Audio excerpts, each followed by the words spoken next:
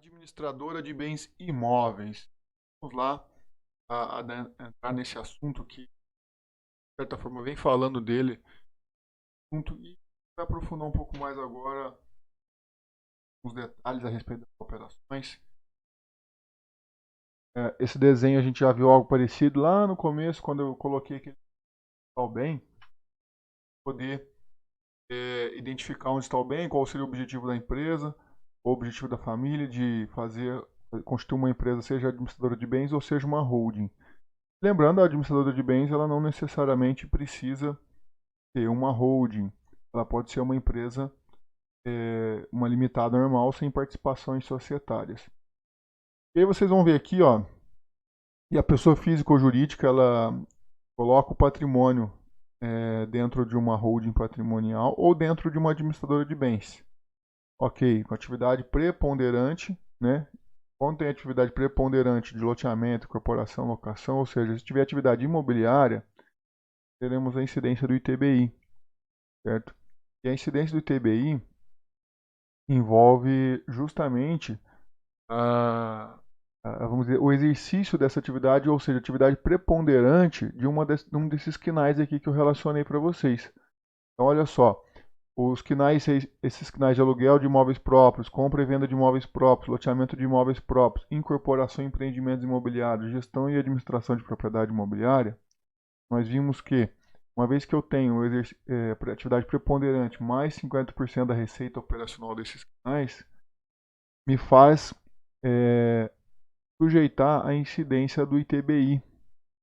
ITBI, quando eu faço integralização de capital finais, automaticamente eu fico com incidência do ITBI se a minha empresa exercia atividade nos últimos 2 anos, atividade operacional de atividade imobiliária, e nos próximos 2 anos realizar alguma operação finais. E, além disso, se a empresa é nova, eu tenho os próximos 3 anos ali e ficar observar se existe esse exercício dessa atividade imobiliária, se existe receita da atividade imobiliária, se existe atividade preponderante em um desses momentos, e aí passa também a ficar sujeito à incidência do ITBI. Então é importante você ficar ligado nisso, tá? Ah, Gabriel, mas a minha empresa tem um KNAI de holding. Bom, se ela tem um KNAI de holding, não é nenhum desses KNAIs. Lembrando, holding não faz parte dos KNAIs de atividade imobiliária, tá? Contudo, a holding, apesar de não ser atividade imobiliária, muitos municípios brigam com os contribuintes para cobrar a incidência do ITBI, já que o planejamento envolvendo holding, o município vê como planejamento de administradora de bens, uma hora ou outra vai exercer essa atividade, enfim, o município geralmente dificilmente dá imunidade do ITBI para a holding e compra essa briga. Tanto é que eu vou mostrar para vocês uma decisão recente do STF que fala disso. Então, ou seja, existe o risco do STF questionar a respeito dessa.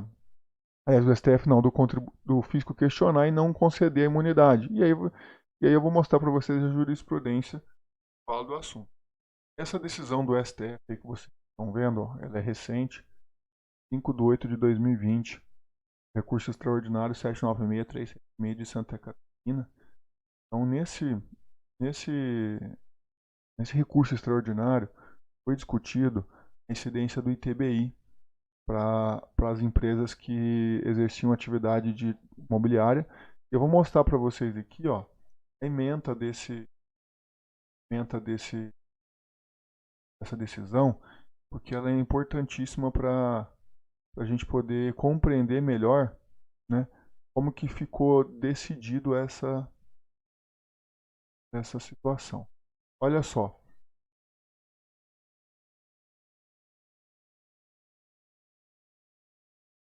Aí tem a ementa aqui. A Constituição de 88 imunizou a integralização do capital por meio de bens e imóveis, não incidindo o ITBI sobre o valor do bem dado em pagamento do capital subscrito pelo sócio ou acionista da pessoa jurídica. Então, ou seja, que é uma premissa básica que vem lá da Constituição Federal. Então, deve estar analisando isso.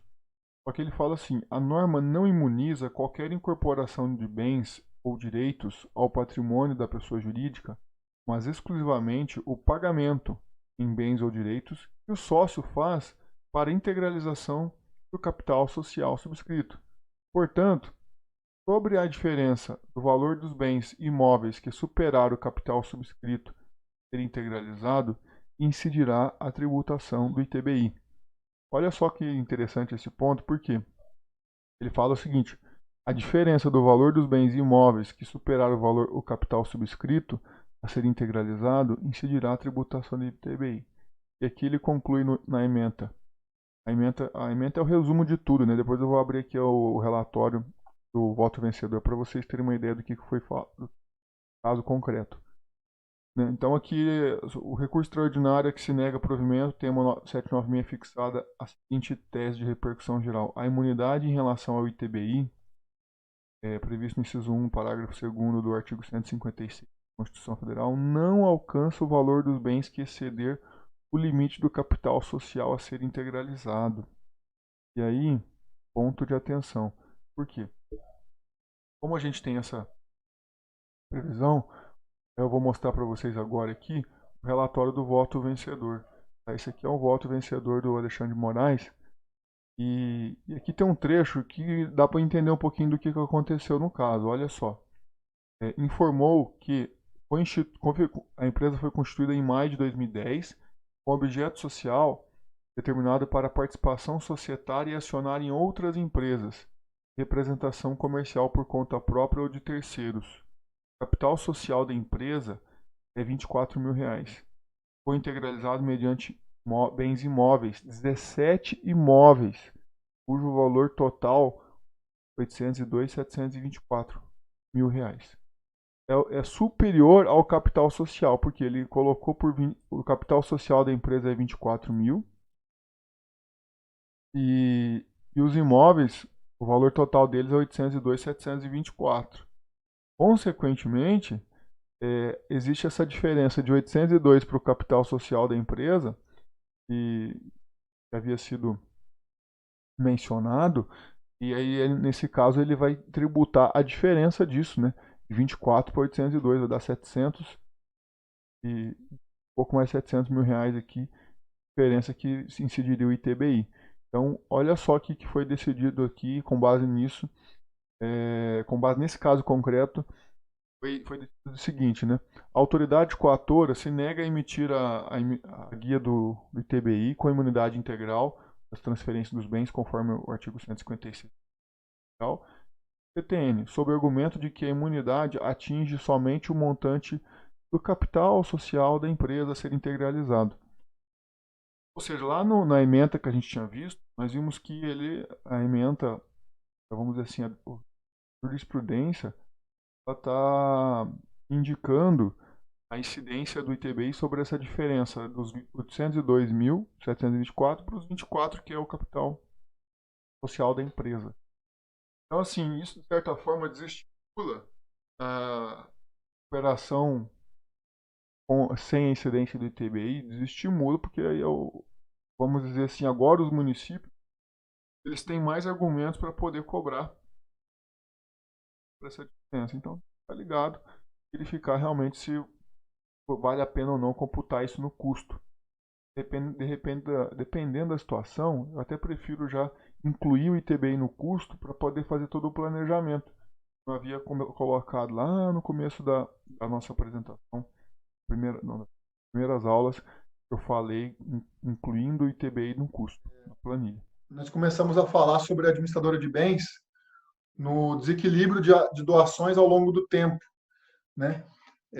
Com a Amanda, ela me falou de um caso muito parecido com isso aqui, e se ela lembrar, por favor. Olha só, é uma empresa, uma pequena construtora fundada há 30 anos e está desativada. É uma empresa de engenharia, uma construtora que está desativada. O patriarca e a matriarca deram para um filho tinha um filho e a filha. O filho casou, teve sua cônjuge, e o pai fez o quê? O pai deu um apartamento na Avenida Paulista para o filho. E o patriarca deu 5 terrenos, ou deu 5 terrenos lá para a filha. certo? Porque como ele ajudou o filho, ele quis ajudar a filha também. Ok. Quando ele deu os 5 terrenos para a filha, o que ele não esperava era que haveria uma valorização, uma supervalorização desses terrenos para a filha.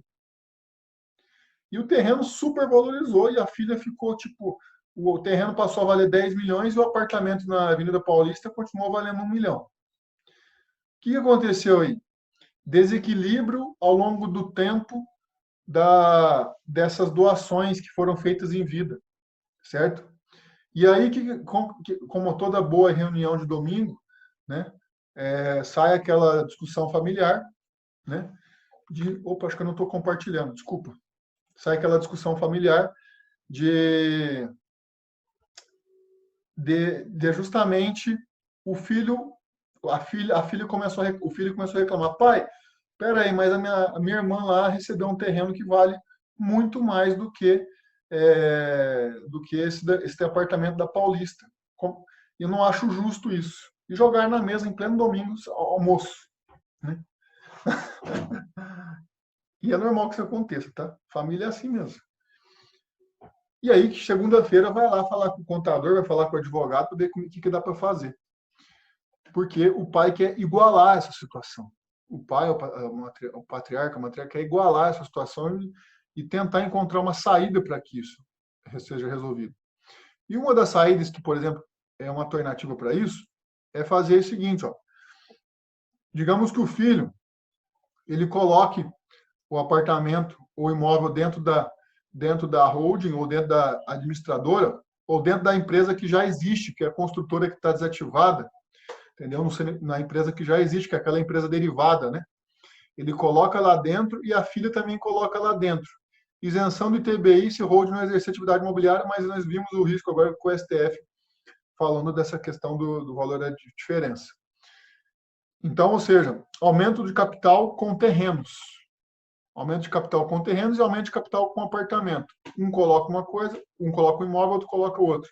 Obviamente que quando ele colocar esses imóveis, né, terão que igualar ali na questão da participação societária, né, pelo valor idêntico, 50% para cada um, certo? As participações teriam que ficar no final 50% para cada um. E aí o que acontece? Colocou na PJ, e aí os dois irmãos são donos de tudo, tanto do terreno quanto do apartamento. Então evita, na verdade aqui é um exemplo até muito bobo, né? Mas isso evita, eu poderia falar de uma situação até mais ampla, que com muitos imóveis. Aqui eu dei um exemplo de um apartamento com terreno, mas eu poderia falar que o patriarca, a matriarca tem vários apartamentos, só tipo de apartamento. Só que ele dá apartamento para um, apartamento para o outro, apartamento para um, apartamento para o outro, e vai construindo esses patrimônios. E no final das contas fica desse desequilíbrio. O que você pode fazer é ter essa holding ou essa administradora de bens para poder evitar esse desequilíbrio. No final das contas, sempre vai ter, os dois vão ter 50% de tudo. Certo? Ah, Gabriel, mas eles vão morar. Não, se for para moradia, se for para a residência deles, deixa fora, né? Pode deixar fora. Não mexe, não. Deixa fora. Só coloca ali o que é imóvel de renda, aluguel ou imóvel de capital, né? Que vai valorizar. Propriedade para investimento, sabe? Essas coisas. Então, por isso que é importante, às vezes o patriarca ou matriarca quer fazer um investimento. Ah, vou comprar um terreno no nome da minha filha. Compra, mas coloca já dentro da PJ, pensando nisso, entendeu? Para fazer esse investimento. E eu não sei se você, Amanda, tinha algum caso assim parecido aí, você tinha comentado? Na verdade, o cliente abriu uma empresa na intenção de fazer essa proteção patrimonial. Uhum. Aí foram colocados, o casal tem regime de casamento de separação de bens, então eles colocaram os bens pertencentes individualmente a cada um e os bens comuns do patrimônio, mas com esse foco de proteção, já que os filhos seriam herdeiros de todo o patrimônio comum, né? Enfim. E o que acontece é que, com o passar do tempo, houve o desequilíbrio do aporte de capital de cada cônjuge, porque um imóvel que valia menos passou a valer muito mais, e um imóvel que valia mais não teve essa valorização, não acompanhou a valorização. Então, ficou desequilibrado o percentual de cotas entre os cônjuges, dada essa questão da valorização ou desvalorização do patrimônio que foi aportado como capital. Uhum. Não entendi. E você precisa fazer o equilíbrio das cotas, de deixar igual para poder não ter nenhuma briga entre a família, não ter uma discussão nesse nível, né? Não, é legal, é isso daí que tem que fazer, mas é justamente aqui eu quis dar um exemplo, de valorização de um imóvel para o outro, né? E a holding sanaria esse problema. Se cada um tem 50% e o pai, o patriarca, a matriarca compram os imóveis no nome da holding, os dois vão ser donos sempre de 50% dos imóveis que forem colocados dentro da holding. Então eu gosto de utilizar a holding com esse objetivo também. Quando você fala isso para ele fala assim, nossa, é verdade, resolve o meu problema, porque nunca vai ter essa questão de diferença entre os filhos, né? Só que, óbvio, esses imóveis são imóveis de investimento. Detalhe, são imóveis de investimento. Imóveis de residência geralmente ficam fora aqui, tá? Beleza? Então, continuando aí. Bom, na questão da integralização de capital de bens imóveis na sociedade limitada, eu até coloquei aqui para vocês que o valor do imóvel para fins de integralização será atribuído pelo sócio cotista subscritor, podendo, no caso de pessoa física subscritora, ser atribuído o valor apresentado na declaração de ajuste da pessoa física. Que eu coloquei aqui, inclusive, uma observação do artigo 16, que a gente já viu lá, que esse artigo 16 permite essa situação. E a PJ, o valor contábil do imóvel da sua titularidade. Ok, por que eu posso fazer isso? Porque na anônima já é exigido um laudo, né? Na sociedade anônima aqui do lado de cá, ó, os bens a serem transferidos ao acervo da companhia deverão ser avaliados por 3 peritos, por empresas especializadas nomeadas em Assembleia Geral, sendo que o valor apresentado não pode ser maior que o que lhes tiver dado o acionista. E os peritos ou a empresa avaliadora deverão apresentar laudo fundamentado com a indicação dos critérios de avaliação e dos elementos de comparação adotados e instruído com os documentos relativos aos bens avaliados. Estarão presentes na Assembleia para reconhecer do laudo, a fim de prestar informações as que lhe forem solicitadas. Ou seja, então nós temos essa necessidade na anônima que não temos na limitada. Nesse ponto, a anônima a limitada é uma vantagem, né? Que eu tenho uma flexibilização aqui de poder utilizar um ou outro, tá bom? Nos termos do parágrafo 1º do artigo 1005 do Código Civil, pela exata estimação dos bens conferidos ao capital, respondem solidariamente todos os sócios até o prazo de 5 anos, da data do registro da sociedade. É importante lembrar disso também. Tá, ok. Falamos disso. E quando eu falo de integralização de capital, está sujeito ao ganho de capital na pessoa física, que é a tributação de 15%, né? A regra geral o ganho até 5 milhões, porque se passar de 5 milhões, as alíquotas são aumentadas. A isenção, tem várias isenções que a gente tem que analisar. A primeira delas, o imóvel até R$35 mil. Isso é raríssimo de acontecer hoje, né? Isenção 2, um único imóvel até R$440 mil, desde que não tenha sido realizada qualquer outra alienação nos últimos 5 anos. Então, se é o único imóvel da pessoa física e não realizou nenhuma venda nos últimos 5 anos, ele integraliza e fica isento desse ganho. E é muito interessante você, de repente, utilizar esse benefício de integralização do ganho. Digamos que esse imóvel, gente, olha, eu vou fazer um planejamento bobo aqui, mas bobo mesmo. Eu comprei, digamos que eu comprei aqui, ó, olha só. Eu comprei esse terreno em 1900 e bolinha, está valendo R$10 mil. Eu quero vender esse terreno. Eu quero deixar eu quero colocar ele na PJ, certo? Eu poderia ficar isento dele se eu faço o seguinte: eu integralizo na PJ por 430, digamos, é o único imóvel, terreno não, terreno. O único imóvel que eu tenho, 430, coloquei. Fiquei isento? Fiquei. Aí na PJ, quando eu for vender, eu vou vender ele por 435. O ganho de capital vai ser 435 menos 430. Ou seja, vai ser um ganho de 5 mil só. Vou pagar imposto de renda sobre 5 mil. É importante você utilizar os benefícios que a pessoa física tem. Você tem que fazer essa simulação no GCAP. Sempre, toda vida que você tiver um imóvel na pessoa física e quer integralizar na PJ, simule primeiro no GCAP. De repente, vale até a pena você pagar um pouco de imposto de renda na pessoa física, para você jogar na pessoa jurídica, já com o imposto de renda pago. Depois você apura um ganho de capital normal. Tá? Mas, Gabriel, tu estava falando ali em relação ao bem de 440 mil. Mas se, por exemplo, tu tem um bem que o valor de aquisição dele, antes da valorização imobiliária, foi ali 100 mil. Mas hoje tu não vai vender ele por 440, tu vai vender ele por 1 milhão, exemplo. E acontece muito. Aí não dá para aproveitar aquilo lá, né? Aí não tem nada que se possa fazer. Não tem nada que poderia, por exemplo, jogar ele para dentro da holding, ficar um tempo, depois vender. Existe alguma coisa que possa se fazer nessa situação? Então, acima de 440 mil, eu não consigo utilizar a isenção 2 aqui, né? Então, perdi essa isenção. Vou para a isenção 3. Isenção 3 eu também não consigo utilizar porque eu vendi um imóvel e compro outro imóvel de 180 dias. Não é o caso, porque ele vai colocar dentro de uma PJ. Entendeu? E também, se ele não for comprar outro imóvel residencial dentro de 180 dias, não vale o benefício. Não vai conseguir usufruir dessa isenção.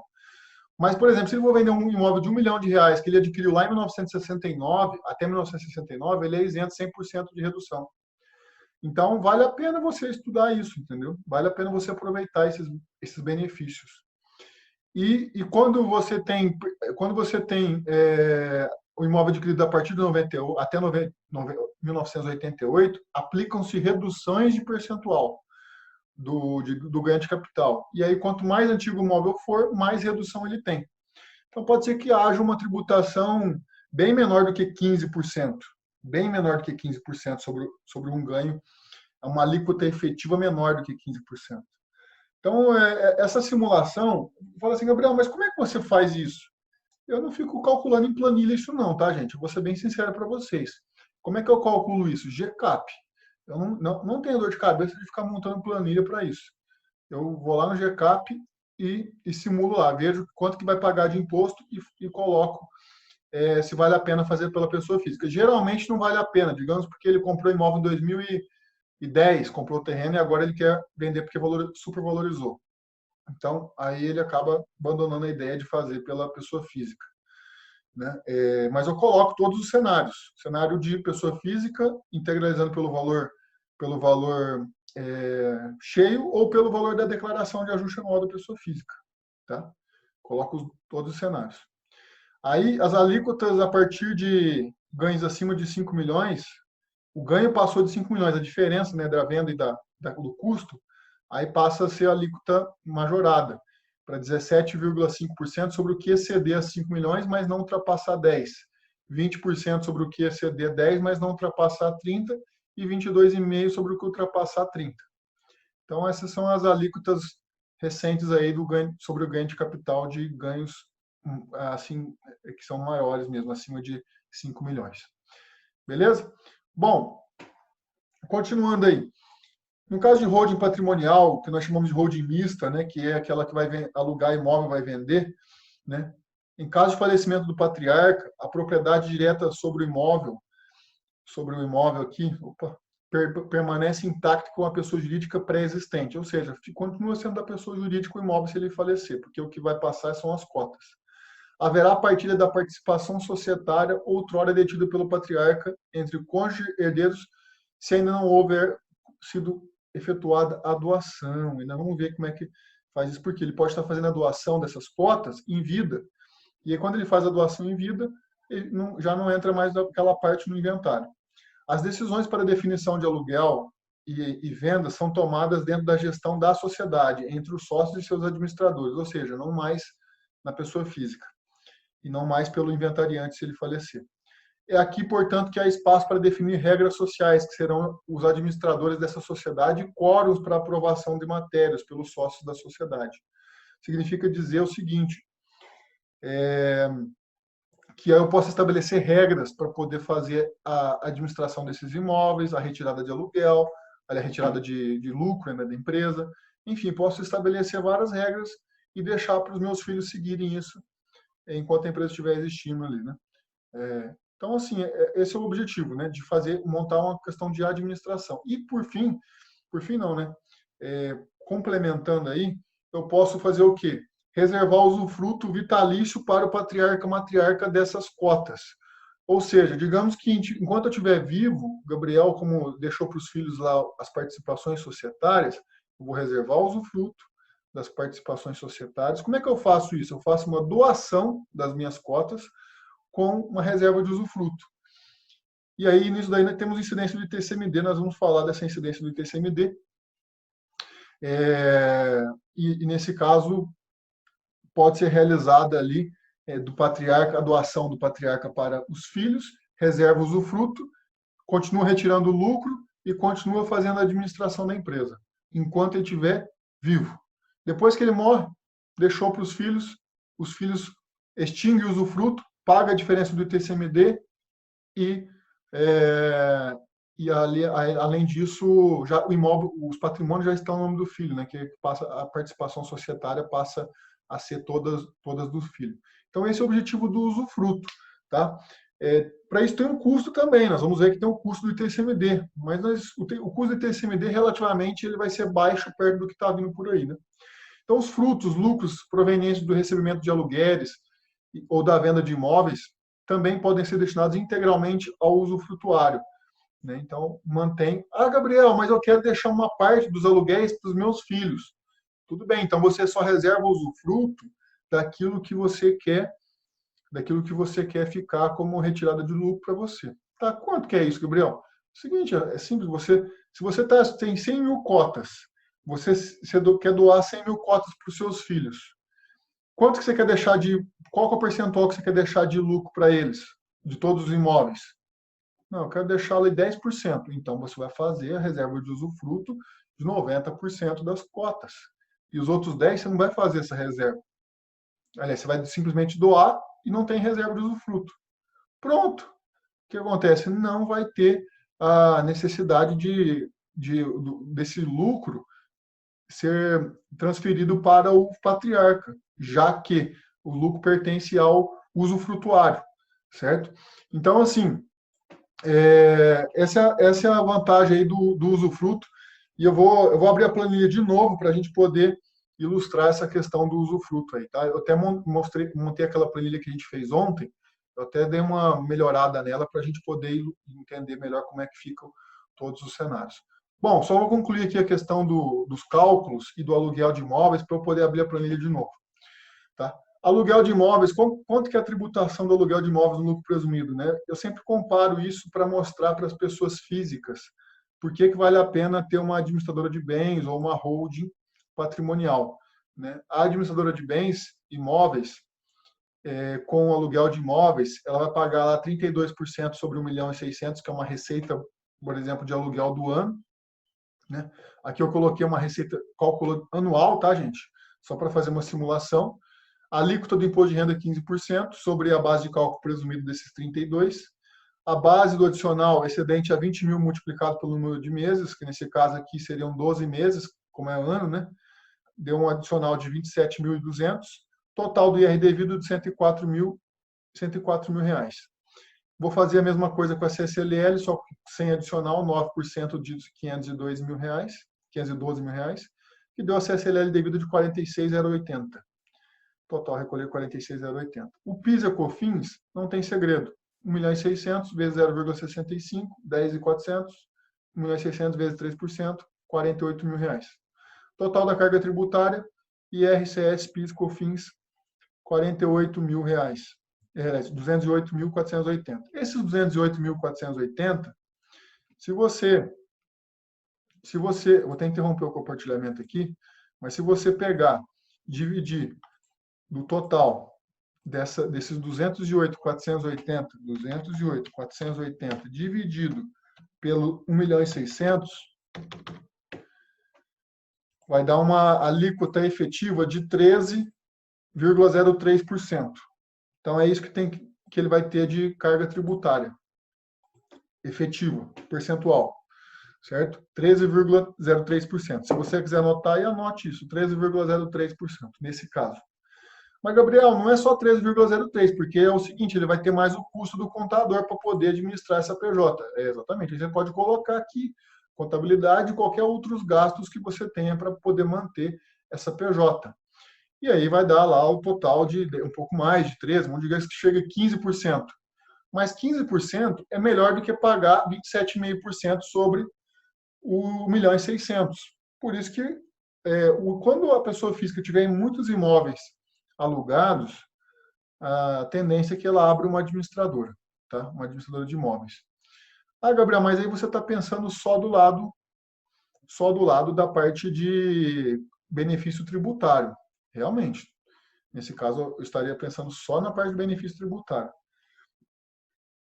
que seria bem diferente do benefício no caso, benefício de sucessão, né, que eu vou falar agora. O benefício da sucessão, que é o ITCMD. Tá? O ITCMD ele é bem vantajoso também. Então, esse é um dos motivos que a gente utiliza a administradora de bens imóveis.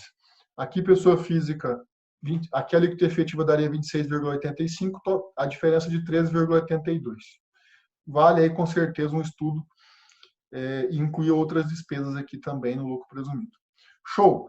Aí, na venda de imóveis, também tem a possibilidade de ter uma carga tributária melhor, que é no lucro presumido. Por exemplo, um imóvel de 10 milhões de reais, vou vender lá, eu pagaria total da carga tributária de 649 mil, com adicional e tudo, né, no ano, né? 6,49% de carga tributária. E quanto que eu pagaria na pessoa física? Gente, é simples. Eu fiz o cálculo aqui do lucro presumido na venda desse imóvel, sobre essa venda desse imóvel 10 milhões de reais, 649 mil reais, e fiz o cálculo no GCAP, se eu vendesse esse imóvel na pessoa física. Lá no GCAP, Gabriel, deu 1,5 milhão. Tá? Então, aqui na PJ ainda está melhor. O Gabriel, no GCAP, deu 500 mil. Bom, então vamos fazer pelo GCAP, vamos fazer pela pessoa física, entendeu?